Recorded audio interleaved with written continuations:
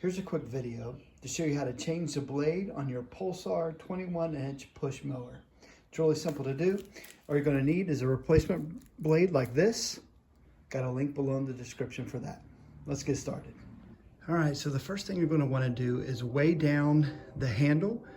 So you pop a wheelie on this bad boy and you can get underneath of it. And here you can see the blade that we're going to be replacing.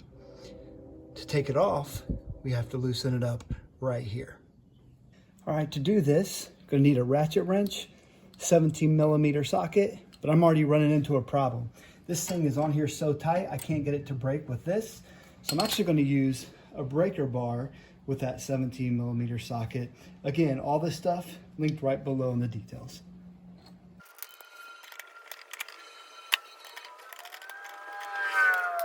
All right, now that I got this thing here loosened up with the breaker bar, let's get the regular ratchet on it. Let's take it all the way off.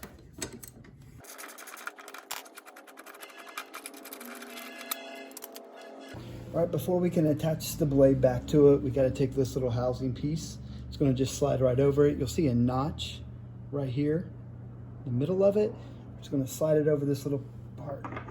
That locks it into place. It's real easy. Next, we're going to take the blade, making sure we put it that right way. We're going to line it up right there. Just like that. And then we finally take the bolt and the washer that was already on and just screw it right into place.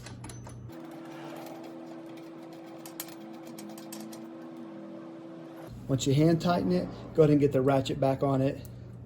Really get that snug.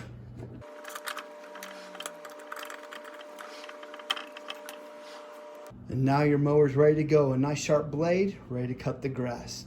Again, all those links are down here into the description of all the parts and the tools that you need to do this. It's a simple job. I hope this video was helpful. If it was, give it a thumbs up.